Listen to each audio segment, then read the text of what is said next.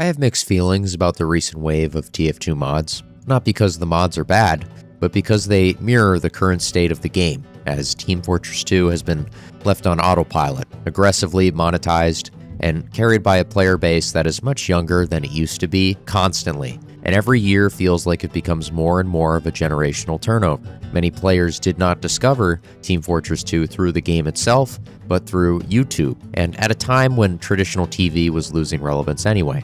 The mercenaries became part of the internet's visual language in the late 2000s. You cannot spend much time online without seeing an engineer's face, spy and sniper fan art, or references to Meet the Team, and that cultural permanence is why TF2 still matters today, and why community projects stepping in feels inevitable.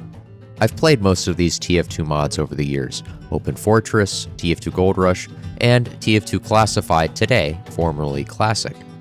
Now, I tried Classic and Open Fortress during the source code leak versions of them, and revisited them years later and on and off. But this persistent FOV bug, where my field of view slid up and down like a broken slider, made them too frustrating to stick with, and so I kind of stopped playing. Goldrush at launch was different. I genuinely enjoyed it.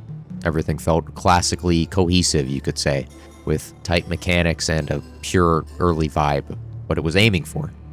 The later criticisms of the mod were not wrong, as it prioritized artistic direction, and specifically Moby Frankie's original painterly vision over a mechanical variety.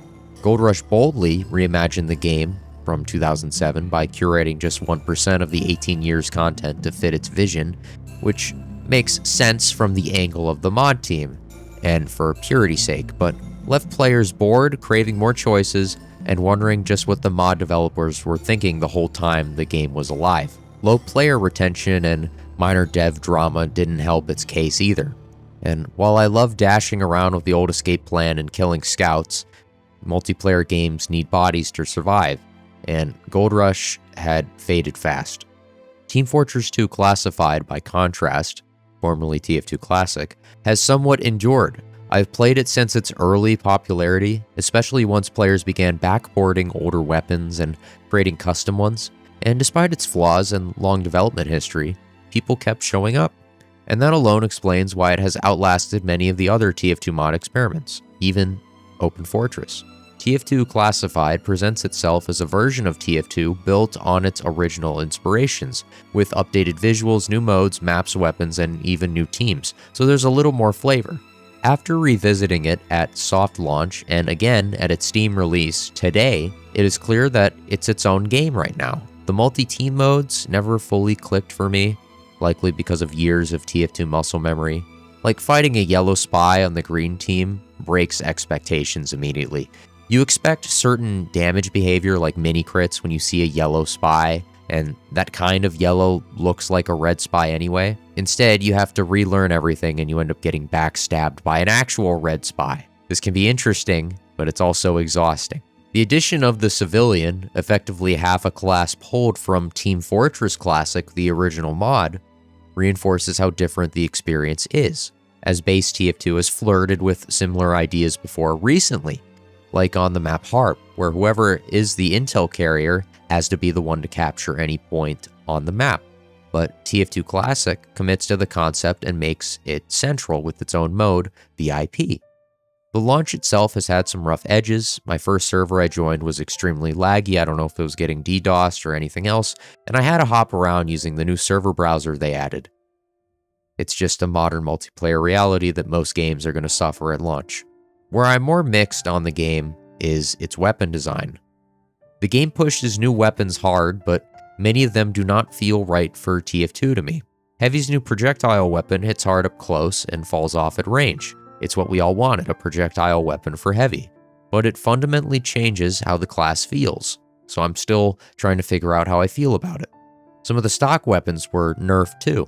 The sandwich was nerfed to only give you 120 healing each time you eat it, and this feels especially weak. I dislike the hunting revolver the most though. It feels closer to a generic shooter than TF2's slower, high-impact weapon design. Giving Sniper a magazine-fed classic feels like a really bad call for the game. And I initially disliked the anchor for Soldier because, I figured it'd be easy to airshot people in this mod based on experience and who I was playing with. but after spending more time with it, especially when combined with rocket jumping with the RPG, it started to feel more interesting and familiar in a different way. Overall, I'd say TF2 Classic carries a level of quality you would expect from a Valve-adjacent project.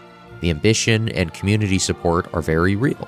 Some design choices still feel loose and unrefined, though I'd say that comes with the caveat that I've only put a few hours into the current release of the mod. The community for this game is clearly strong, and there's already been competitive play for it.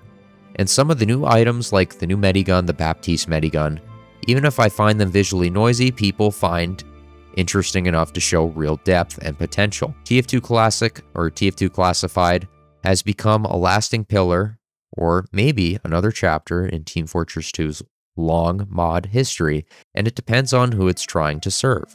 It is undeniably its own thing. If it maintains its polish and health and player retention, it has a real chance.